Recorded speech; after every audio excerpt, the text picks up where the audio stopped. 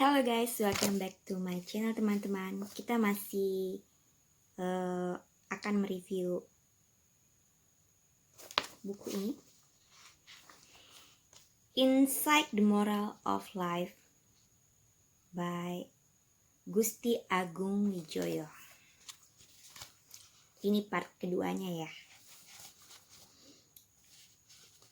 Speak Life. Manusia diciptakan Tuhan dari firman-Nya. Perkataan kita pun memiliki kuasa, bisa membunuh dan bisa menghidupkan. Jadi apa yang kita katakan itu have power, oke? Ada kekuatannya lah, kayak gitu teman-teman. Apa yang Anda katakan setiap hari kepada orang lain akan menentukan siapa Anda sebenarnya. Apakah Anda tipe pembangun atau perusak? Demikian juga perkataan orang lain yang Anda dengar setiap hari akan membentuk Anda menjadi pribadi yang termotivasi atau pribadi yang dilemahkan. Untuk itu, tidak perlu bergaul dengan orang-orang yang ucapannya menjatuhkan. Jika dia bosmu atau pasanganmu sehingga susah untuk dihindari, maka jangan masukkan ke dalam hatimu, anggap saja radio rusak. Dengan memperkatakan kehidupan kepada orang lain, Anda tidak hanya membangun mereka, tapi sebenarnya Anda secara langsung membangun dirimu sendiri. Ketika Anda memuji orang lain, maka Anda sedang membangun karakter pemuji dalam dirimu. Ketika Anda menguatkan orang lain, Anda sedang membangun motivasi dalam dirimu sendiri. Ketika Anda menghibur orang lain, maka Anda juga sedang membangun sukacita dalam dirimu. Ketika Anda menyatakan kebaikan kepada orang lain lewat ucapanmu, maka Anda juga sedang membangun karaktermu. Secara bersamaan, apa yang Anda perkatakan, itulah yang akan membentuk hidupmu dan duniamu. Orang yang selalu mengatakan hal-hal negatif, sudah pasti hidupnya penuh dengan sampah. Jika setiap kali yang dia ucapkan adalah cibiran, kritikan, kata-kata yang menjatuhkan, hinaan, gosip, fitnah, umpatan, maka itulah kualitas hidupnya. Jauhilah orang demikian, sebab mulutnya mengandung racun dan kematian.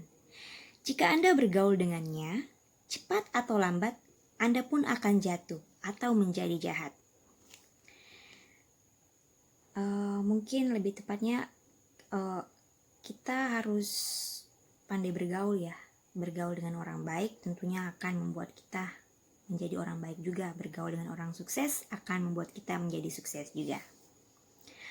Bergaul dengan orang yang suka membaca, yang suka memotivasi akan secara tidak langsung akan membuat kita termotivasi juga kan, ya kan? Dunia kita sudah rusak dan gelap. Lihatlah sekelilingmu. Orang jahat semakin banyak, orang egois semakin banyak. Jika Anda tambah dengan perkataan buruk, artinya Anda sedang mengutuk dunia ini untuk lebih cepat hancur. Kita tidak mengubah dunia dan tidak bisa mengubah setiap orang, tapi setidaknya kita memperkatakan kehidupan kepada mereka. Ucapkan berkat, ucapkan pujian, ucapkan motivasi, ucapkan kata-kata yang membangun, yang sopan, yang sedap didengar, yang patut dipuji, dan yang disebut kebajikan. Maka Anda sedang memberkati dunia ini dan duniamu. Lihatlah, pasti hidupmu pun akan semakin baik. Your words creative, your word. Duniamu, kata-katamu akan mengkreatifkan duniamu. Kata-kata adalah dunia. Jangan sebut suamimu malas dan beringas. Sebut dia suami yang bijak dan rajin. Jangan sebut anakmu monyet dan nakal seperti setan, tapi sebut mereka aktif berenergi. Jangan sebut mertuamu nenek lampir, sebut mereka sebagai orang tua yang baik. Sebab Anda akan memakan semua buah perkataanmu. Apa yang Anda ucapkan akan Anda rasakan, alami dan hadapi. Jadi, ucapkan yang baik. Kalau Anda mau latah, pilih kosakata yang positif. Jangan yang jorok dan kotor. Bayangkan, jika setiap Anda latah, Anda mengucapkan berkat, maka semakin Anda dibuat terkejut, akan semakin banyak berkat yang Anda hasilkan. Speak life, ucapkan kehidupan, jangan ucapkan kutukan. Jangan ucapkan kata-kata yang sia-sia. Mungkin bagi Anda ini hanya sekedar ucapan belaka. Tapi sebenarnya setiap ucapan manusia itu punya dampak. Anda mau percaya atau tidak, secara spiritual itu berkaitan dengan iman. Apa yang Anda percayai, ucapkan akan juga terjadi. Jika Anda tidak percaya, hal ini berkaitan secara spiritual pun. The power of believing. Maka secara sains, hal ini berkaitan dengan psikologi manusia. Apa yang sering dia ucapkan dan didengar, itulah yang akan membentuk jiwa dan karakternya. Selanjutnya akan menentukan arah dan kebiasaan hidupnya. Jadi selalu perkataan segala yang baik dan positif. Seperti itu teman-teman. Part ketiganya sebentar lagi ya. Makasih, bye-bye. Halo guys, welcome back to my channel teman-teman. Ini adalah part ketiga dari buku Insight, The Moral of Life by Gusti Agung Wijoyo. Worried. Manusia membutuhkan jaminan dan kepastian. Ketidaktahuan mereka akan masa depan dan apa yang akan terjadi membuat mereka menjadi khawatir or worried. Khawatir akan kesehatannya. Apa artinya ya? Khawatir akan kesehatannya, khawatir akan keuangannya, khawatir akan hubungannya, khawatir akan keamanannya, khawatir akan citra dirinya, khawatir apa saja yang mereka khawatirkan, yang bisa mereka khawatirkan. Oke.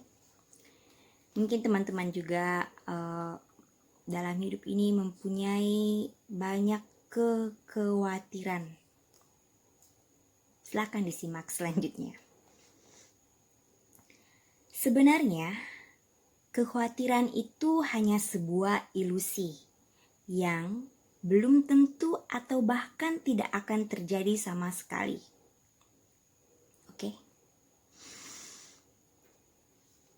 Sebuah survei pernah mengatakan bahwa 80% lebih dari yang dikhawatirkan manusia itu tidak terjadi. Dan 15%-nya dari yang terjadi itu tidak seburuk seperti yang ditakutkan. Jadi hanya sekitar 5% yang terjadi seperti yang ditakutkan. Artinya, ada 95% kesempatan bahwa yang dikhawatirkan itu tidak terjadi. Dan setidaknya tidak seburuk seperti yang ditakutkan. Jadi, untuk apa habiskan tenaga dan fokusmu untuk mengkhawatirkan hal-hal yang 95% belum tentu terjadi? Iblis selalu ingin menakuti manusia dengan kegagalan dan trauma masa lalu, atau dengan fakta-fakta yang terjadi di sekitar kita. Iblis suka jika manusia hidup dalam ketakutan, sebab dengan demikian manusia tidak bisa maksimal dalam mencapai rencana Tuhan dalam hidupnya. Berbeda dengan Tuhan yang menciptakan kita dengan kemampuan dan iman untuk selalu percaya bahwa masa depan kita penuh dengan pengharapan, bukan kecelakaan. Makanya jangan suka baca berita hoax. Jangan gemar melihat berita-berita negatif yang di-broadcast melalui cellphone Anda. Memang kita harus waspada dengan makanan yang akan kita makan, tapi jika kita selalu khawatir makanan kita ada parasitnya atau mengandung zat berbahaya, maka Anda tidak akan pernah makan enak. Memang kita harus waspada dengan babysitter yang jahat dan tidak salah memasang CCTV di rumah. Tapi jika Anda perlakukan semua babysitter yang Anda gaji sebagai penjahat dan penyiksa anak-anak, maka jangan heran jika tidak ada yang betah bekerja di rumah Anda. Bukan karena mereka bermaksud jahat, tapi karena Anda yang jahat mengira mereka semua orang jahat. By the way, Anda harus tahu bahwa dunia kita ini tidak akan bertambah baik. Saya tidak ingin membuat Anda khawatir, tapi ini fakta. Dunia akan menjadi semakin padat, semakin terpolusi, dan semakin tidak aman. Ekonomi semakin buruk, tapi bukan berarti kita harus semakin khawatir dan takut. Justru kita harus melihatnya sebagai kesempatan untuk melakukan hal-hal yang dunia kita sangat butuhkan saat ini, yaitu kebaikan, integritas, inovasi, dan kepercayaan. Kemurahan hati maksudnya. Kasih, sukacita. Dan semua yang bisa membuat lingkungan kita menjadi lebih baik. Jangan malah khawatir dan ikutan membuat dunia kita semakin negatif. Tidak ada dari kita yang tahu akan hari esok dan nasib manusia. Tapi begini kerjanya. Umur panjang itu di tangan Tuhan, tapi kesehatan adalah usaha kita. Jangan takut mati, tapi jagalah kesehatanmu dengan benar. Kebangkrutan dan kesuksesan itu waktunya Tuhan, tapi kepercayaan dan nama baik adalah usaha kita. Jagalah integritasmu, jangan takut melarat. Hubungan yang harmonis tidak bisa dijamin selamanya. Tapi kita tidak bisa menginvestasikan cinta setiap hari. Bukannya cemburu buta dan terus menuntut.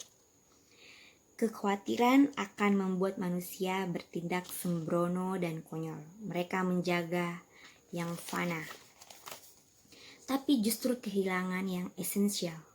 Mereka takut akan sesuatu yang di luar kendalinya, tapi justru yang bisa mereka kerjakan untuk memperbaiki masalah diabaikannya. Saking takutnya mati sampai dikawal banyak bodyguard. Tapi lupa olahraga dan menjaga gaya hidup. Akhirnya bukan mati ditembak, tapi mati muda karena serangan jantung. Takut suaminya dirayu wanita lain. Bukannya dicintai dan dilayani luar biasa, malah diinterogasi setiap pulang rumah. Jangan heran. Jika dia meninggalkanmu bahkan tanpa harus ada wanita lain. Sebab yang perlu dilakukan hanya menjauhi wanita gila di rumahnya. Hei, jangan khawatir akan hidupmu esok. Kesusahan sehari biarlah untuk sehari. Anda bukan Tuhan. Percayalah saja semuanya kepadanya. Tugasmu hanya bertanggung jawab dengan apa yang sudah Anda miliki saat ini. Peliharalah dan jadilah berkat setiap hari. Hidupmu akan aman-aman saja. Percayalah, jika pun sesuatu yang buruk terjadi, itu bukan karena Anda lalai. Seringkali karena memang sudah saatnya terjadi. Saya tidak bermaksud agar Anda meremehkan keselamatan dan kehidupanmu, tapi maksud saya adalah agar lebih rileks sehingga bisa lebih fokus ke hal-hal yang penting. Oke teman-teman, cukup sampai sini review kita atau saya membacanya. Next adalah priority. The key is not to priorities what is on your schedule, but the schedule is your priorities. By Stephen Covey. Ya seperti itulah teman-teman. Oke, sampai jumpa di part selanjutnya. Bye bye.